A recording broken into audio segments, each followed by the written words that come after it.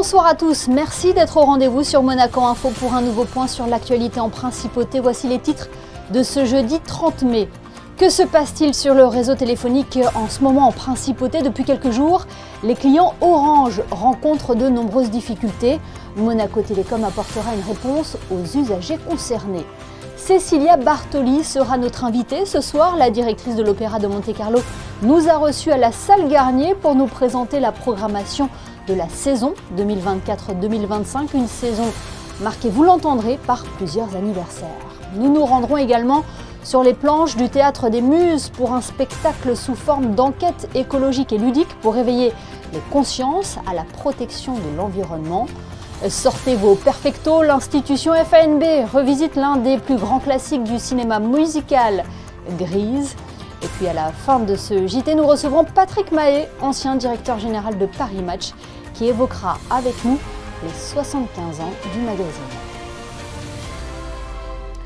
Comme de la friture sur la ligne, depuis quelques jours, les clients de l'opérateur téléphonique Orange rencontrent de nombreuses difficultés, ce qui affole les différents groupes de discussion sur les réseaux sociaux où la question est posée à plusieurs reprises. Ce soir, nous avons voulu savoir la raison de ce problème. Pour cela, Annelle Marquez a demandé à Martin Perronnet de nous éclairer. Écoutez la réponse du directeur général de Monaco Télécom. Monaco Télécom et Orange sont partenaires depuis longtemps, partenaires techniques depuis longtemps. Les clients d'Orange sont sur le réseau de Monaco Télécom à Monaco. Les clients de Monaco Télécom sont sur le réseau d'Orange en France. Maintenant, ce partenariat technique devait évoluer pour des raisons vraiment techniques. Parce que la configuration du réseau Orange à Monaco répondait à des anciennes normes et elle n'était plus compatible avec l'évolution des technologies. Et ça a été mis en place d'abord en fin de matinée, puis après dans l'après-midi. Et depuis 16 h hier, la situation est nominale. C'est-à-dire que tous les clients Orange à Monaco accrochent le réseau de la même façon qu'avant et peuvent naviguer exactement de la même façon qu'avant. Et je le dis parce que je le vois statistiquement. C'est-à-dire que je vois qu'il y a le même réseau, le nombre d'inscrits qu'avant la modification technique. Et également parce que je vois qu'il y a le même type d'usage, la quantité d'usage est la même. Mais sinon, à part ça, le réseau aujourd'hui est en bonne forme. Voilà pour ces explications. Il est temps à présent de quitter les studios de Monaco Info pour rejoindre Cécilia Bartoli. La directrice de l'Opéra de Monte-Carlo nous reçoit dans la mythique salle Garnier pour nous dévoiler la programmation de la saison 2024-2025. Une saison marquée par plusieurs temps forts qui mettront à l'honneur la richesse du patrimoine musical à Monaco. Bonsoir Cécilia Bartoli. Bonsoir. Déjà la 3e saison à la tête de l'Opéra de Monte-Carlo. Que le temps passe si vite. Comment qualifier cette saison que vous avez présentée, cette saison 2024-2025? Oui, c'est une saison exceptionnelle, je trouve. Exceptionnelle parce qu'on a moi je dis toujours c'est grâce aux artistes aussi. On a vraiment eu la chance, d'avoir des artistes incroyables. Là, on peut fêter aussi les grands compositeurs comme Puccini, comme Ravel. On peut vraiment, je pense qu'on a, et surtout je dois dire merci au public parce que vous avez mentionné les autres, voilà, la saison 2023, la 2022. Alors c'est un public qui devient de plus en plus intéressé à l'opéra. Et de pays aussi, on se dit 45 pays dans le monde qui viennent à Monaco. C'est quand même, voilà, merci à eux et qui nous soutient. Et j'espère qu'ils vont le faire aussi pour la saison prochaine. Voilà. Une saison marquée par plusieurs anniversaires. Vous avez cité Puccini, dont on commémorera le centenaire de la disparition. Oui, du compositeur. Alors, on va faire la Rondine en version de concert. Qui a été créée ici? Qui a été créée ici aussi, la Rondine. Oui, alors ce sera aussi le début de Priti Yende, cette chanteuse magnifique qui viendra pour la première fois. Et puis, bien sûr, on a la Bohème. Ça, là, ce sera la version concert. La Bohème version, enfin, avec le stage. Alors, c'est vraiment avec la mise en scène. Et puis, on continue. avec Tosca, et alors notre cher ténor qui revient, Roberto Alagna, alors qui est venu plusieurs fois déjà à Monaco, mais qui veut bien sûr revenir. Enfin c'est ça, c'est vraiment, ça va être une grande fête d'avoir ce grand artiste. Et puis le grand ténor aussi, l'autre grand ténor, Jonas Kaufmann, qui va dédier toute une soirée à Puccini. Alors ça, je me réjouis de... Voilà. Autre anniversaire, Cecilia Bortoli, c'est le 100e anniversaire de la création de l'enfant et les sortilèges. De l'enfant et le sortilège. De Maurice Ravel. Exactement, que c'était fait ici, à Monaco. C'est quand même incroyable, l'histoire de ce théâtre. Et je pense que c'est ça, c'est très important de partager ça et avec le public, parce que c'est unique ce théâtre dans le monde. Vraiment, regarde Verdi, Mozart, Rossini, Gounod, mais c'est vrai. Et Glinka, enfin, tous les grands artistes sont venus ici. Caruso a chanté ici. C'est pour ça, il faut partager. Il faut donner ça voilà, au public, partager, et à l'étranger aussi. Parce qu'on est ambassadeur de Monaco. Avec les musiciens du Prince, cet orchestre qui était... Enfin, en 2016, on a formé cet orchestre et depuis 2016, on est partout dans l'Europe. Vous avez d'ailleurs suivi à Salzbourg. Oui, on vient de terminer justement le festival de Pentecôte avec les musiciens du Prince. On a fait la Clémence de Titus, que d'ailleurs on va faire dans la saison. on va faire une nouvelle mise en scène de Clémence de Titus avec les musiciens du Prince. On va faire avec les musiciens du Prince l'Or du Rhin de Wagner, sur ce roman d'époque. Ça, c'est une nouveauté, vraiment. C'est ça, une grande chose, oui. Avec ça. David Livermore à la mise en scène. Avec David Livermore. Et lui, il est vraiment un metteur en scène stupéfiante, qu'il utilise aussi le crin, la technologie. Voilà, c'est bien aussi de partager entre les productions, on peut dire, classiques, mais aussi de oser avec la technologie, parce que c'est quand même important de porter de nouvelles dimensions aussi à l'opéra. Vous avez cité la Clemenza di Tito. Si. Vous serez sur scène? Oui, quand même. Parce qu'une saison sans Cecilia Bartoli sur scène n'est pas une vraie saison. Non, je suis je vais toujours partager la scène et la musique avec mes collègues et bien sûr avec le public. Alors je chanterai le rôle de Sesto dans la Clemenza di Tito et voilà, et c'est bien, je me réjouis vraiment. Nous avons abordé les grandes dates de cette saison, mais elle est à retrouver en intégralité dans ce programme et également sur le site internet. On retrouve, oui, sur le site internet, on retrouve tout ce qu'il faut.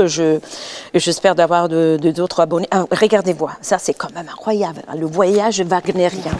Ça va être quelque chose d'extraordinaire. C'est un défi, hein? Un vrai défi. Mais il faut, c'est avec de grands défis qu'on découvre aussi. Et là, je disais justement, il y avait une interview, on me demande pour le jeune public, mais je pense que les jeunes, ils vont venir à l'opéra si on propose aussi une sorte de langage moderne, actuel. Et parce qu'on on vient de faire une Jules César ici, là, dans la dernière saison, là, et c'était un succès énorme. Alors imaginez-vous, juste Handel, avec des vidéos, et puis le fantôme de l'opéra. Et puis voilà, et puis des productions classiques, c'est ça. Je pense que c'est la diversité qui va nous nourrir. On a hâte en tout cas de découvrir cette nouvelle saison à l'Opéra de Monte-Carlo. Merci beaucoup Cecilia Bartoli. Merci et revenez. Hein. Avec plaisir. Avec José. Oui, merci. Et nous avons quitté les planches de l'Opéra Garnier pour se rendre sur les planches du Théâtre des Muses, où est proposée jusqu'à dimanche une pièce pour sensibiliser le jeune public aux enjeux de l'eau. Elle s'appelle « Qui a coupé l'eau ?» et parle de gaspillage, de pollution, mais aussi de préservation de notre planète. Une pièce placée sous l'égide de la Fondation Prince Albert II de Monaco, que vous présentent Alban Gingembre et Arnaud Humbert. Ils ont dit à la télévision qu'il n'y avait plus d'eau dans les robinets. Plus une seule goutte. Une catastrophe mondiale. Plus d'eau dans les robinets? Oui. Plus une seule goutte? Oui. Une catastrophe mondiale? Oui. Qui a coupé l'eau? C'est le problème que tente de résoudre Kimo dans cette enquête participative avec le public. Une pièce subtile pour sensibiliser les enfants aux enjeux de l'eau. On leur pose des questions, ils nous répondent, on sent qu'ils vivent vraiment l'enquête avec nous. Et c'est chouette justement d'avoir vraiment ce répondant et dans ce lieu magique qui est le Théâtre des Muses où il y a vraiment une proximité géniale avec le public. Et ils récupèrent des indices aussi, ils les récupèrent, ils les mémorisent, ils se souviennent vraiment de tous ces moyens mémotechniques. Il y a aussi des gestes, et ça les marque, voilà, donc ça les marque à retenir des grandes informations, on va dire. Mais c'est qui a coupé l'eau dans les robinets? Mais c'est qui a coupé l'eau dans les robinets? Comment se dit?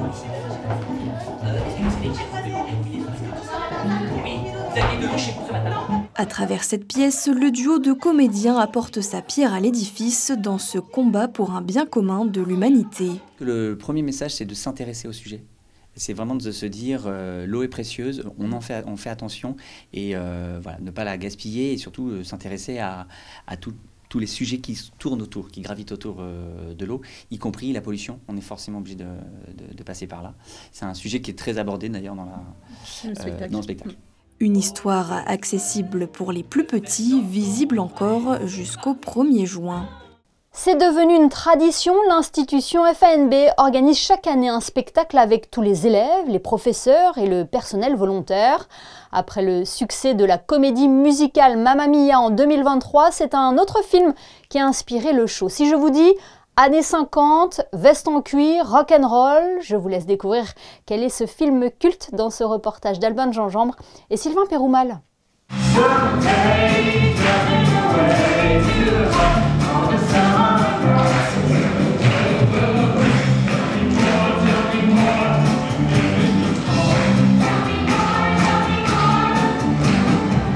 Vous l'avez reconnu, c'est la comédie musicale Grise qui a inspiré l'institution FANB cette année.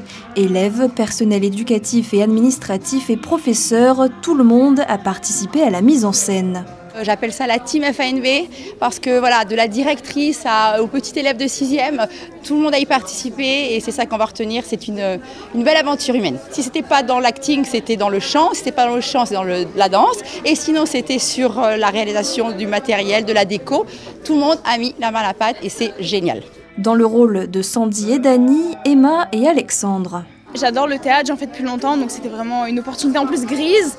Je trouve que c'est une super belle époque et j'ai vu le film plein de fois, du coup j'avoue que j'ai dit oui au projet direct. On est venu me chercher en me disant ouais il me faut un Dany et on t'a vu jouer au théâtre et du coup on aimerait que ce soit toi. Et j'ai dit oui directement parce que j'aime beaucoup ces comédies musicales grises, j'adore le rock déjà, je suis un grand fan et voilà. Après Mamma Mia l'an passé et Grise cette année, rendez-vous l'année prochaine pour découvrir de nouvelles musiques incontournables. Dans l'actualité en bref, l'association chrétienne Impact Monaco Rising organise pour la première fois un concert de louanges donné par Sébastien Geoffroy et Anne-Clémence Rouffet le mardi 4 juin à 20h30 au Théâtre des Variétés. L'entrée est libre et gratuite, il faut cependant réserver sa place sur le www.imr.mc. Le poids des mots, le choc des photos, un slogan iconique qui colle à la peau de Paris Match depuis 75 ans maintenant. Hier, l'ancien directeur général de l'hebdomadaire, Patrick Mahé, est venu en principauté partager son histoire, celle qu'il a vécue pendant plusieurs années au sein de la rédaction du magazine. Il en a d'ailleurs sorti un livre, La légende de Paris Match, aux éditions Plomb. Patrick Mahé est notre invité ce soir, il est interrogé par Christophe Paco. Patrick Mahé, bonsoir à vous. Bonsoir Christophe Paco. La légende de Paris Match, 75 ans. Ça en fait déjà le numéro en tout cas. Oh là là, je ne veux pas être prétentieux quand même. Et puis je n'étais pas là, vraiment, quand est né le magazine. Mais j'aurais aimé y être en 49. C'est sûr. Cela dit, quand même, je suis né 2 ans plus tôt. Donc je suis dans la dernière année où on lit Tintin et Milou. Voilà, avec 75 ans en plus, où on a retrouvé avec grand plaisir la troupe du Splendide, les Bronzés bien sûr. Ah oui, il est très très beau ce numéro. Il est resté en vente pas mal. Il s'est bien arraché, bien vendu. C'est un exploit de réunir autant de gens, autant de personnalités en ce moment.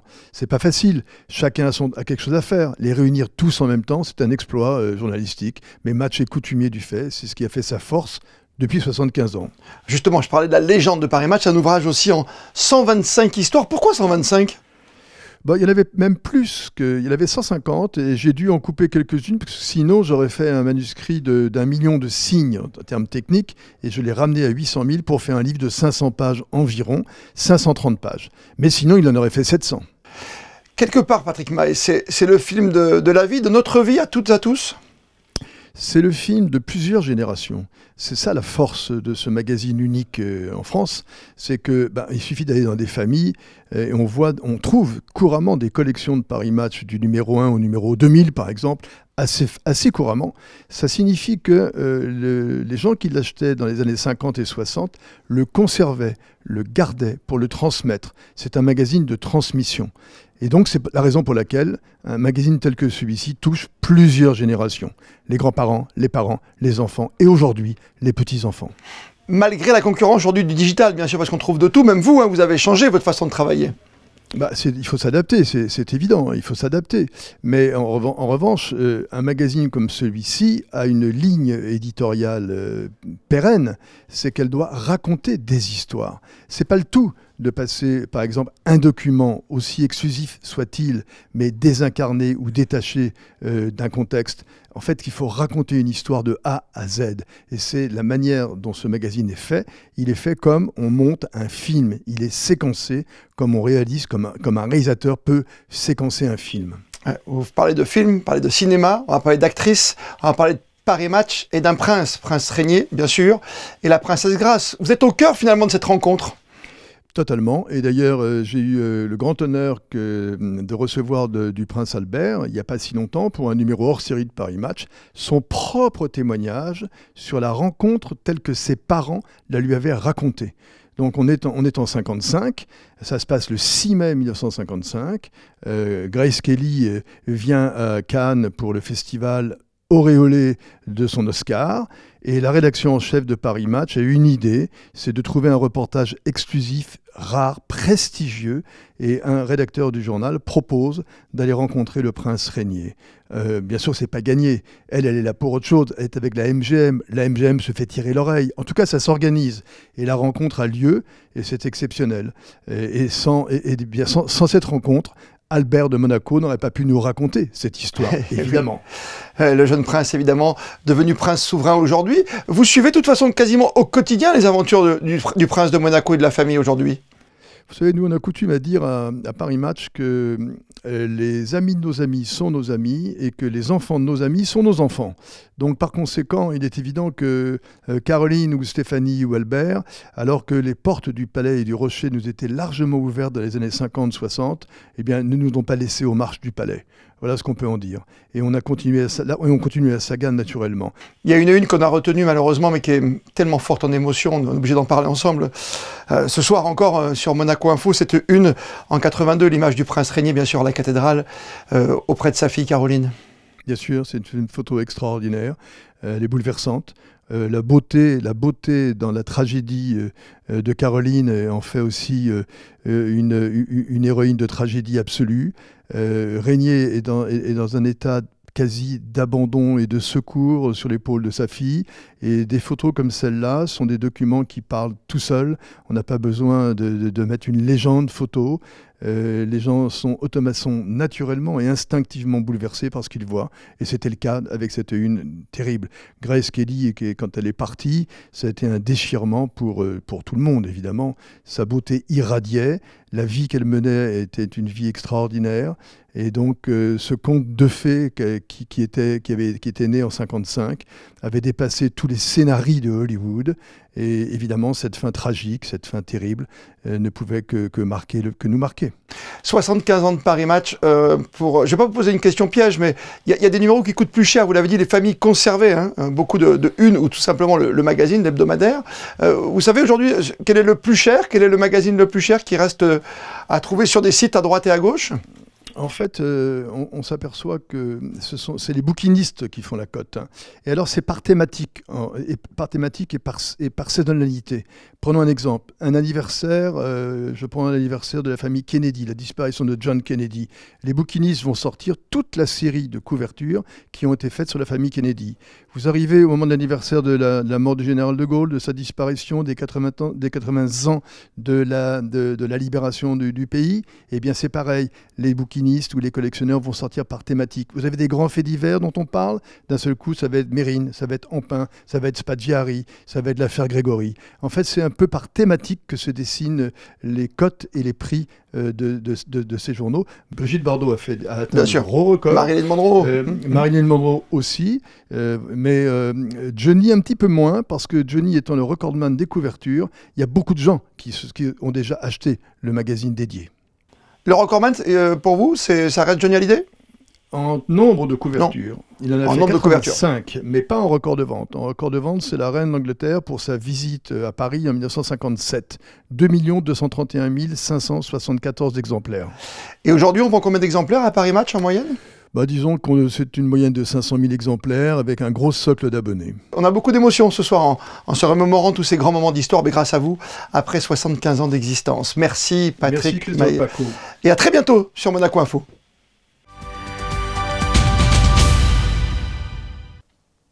Patrick Mahé qui, on le précise, était l'invité du Monaco Press Club hier soir et qui nous faisait donc le plaisir d'intervenir sur notre antenne lors de son passage en principauté. Du sport à présent avec l'équipe de Monaco de football qui a remporté dernièrement le championnat de France UNSS à Abbeville dans la Somme. Un exploit pour ces jeunes footballeurs qui avaient réuni tous les ingrédients pour revenir avec le titre à la maison. Anaël Marquez et Alexia Vial ont rencontré ces graines de champions. Le récit de Yannick de Bever. Pas de repos pour l'équipe cadet de foot à 7 du lycée Albert Ier. À peine rentrés des championnats de France UNSS de la discipline que les revoilà sur le terrain. Sauf que désormais, c'est avec le titre de champion de France qu'ils foulent la pelouse. Une fierté pour ces jeunes footballeurs. Je suis très fier de moi et de mon équipe aussi, parce qu'on a accompli ensemble. On a très mal débuté avec une défaite 3-1, mais après on a su relever la tête et on s'est imposé 5-2. Et on a changé notre mentalité et on a prouvé que le lycée Albert, c'était au-dessus de tous les autres lycées. Comme il a dit mon camarade, on a mal débuté avec une défaite 3-1. Mais après, on s'est bien relevé et je pense que ça nous a motivés. Et donc du coup, on a pu aller arracher le championnat de France. C'est exceptionnel quand même parce que ça fait plus de 40 ans que le lycée n'a pas fait. Donc voilà, on a beaucoup été applaudis et récompensés par notre lycée. Un début donc difficile dans le championnat pour l'équipe monégasque qui ne partait pas favorite. Mais finalement, elle ramène quand même le titre à la maison. Un exploit et une performance remarquable.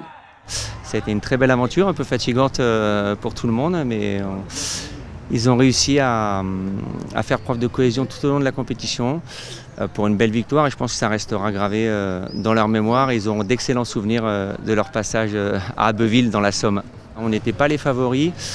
On n'avait pas la faveur des pronostics, mais ils se sont comportés en équipe avec vraiment un comportement presque irréprochable sur le terrain, ce qui leur a permis de passer le 8e de finale, quart de finale, demi-finale et en finale de faire face à une excellente équipe d'Agno dans l'Académie Strasbourg et de gagner le titre, chose qui est extrêmement rare, voire presque exceptionnel d'arriver à finaliser cette aventure avec un titre de champion de France. Et ce n'est pas qu'avec le titre que les lycéens reviennent en principauté, mais aussi avec de beaux souvenirs, une médaille et un maillot à l'effigie des vainqueurs. Alors encore, félicitations à eux. Jetons un coup d'œil à vos prévisions météo et pour cela, Alban Jean-Jambe nous a rejoint. Bonsoir Alban, quelle est la tendance pour la journée de vendredi ? Bonsoir Émilie, bonsoir à tous. Pour ce dernier jour de mai, le soleil continue de briller en principauté. Une légère hausse des températures est prévue, 20 degrés le matin et 22 degrés l'après-midi. Aucun risque de pluie, c'est un grand ciel bleu qui vous attend. Et en ce vendredi 31 mai, souhaitons une bonne fête aux Pétronilles. Bien, merci Alban. C'est ainsi que s'achève cette édition du 30 mai, jour de la fête Dieu. Les photos de fin de JT reviennent justement sur l'un des temps forts de cette fête que vous avez pu suivre en direct sur Monaco Info. Il s'agit de la messe célébrée en la cathédrale de Monaco. Photo signée ce soir Manuel Vitali. Demain, retrouvez Christophe Paco pour votre JT. Excellente fin de semaine à tous sur Monaco Info.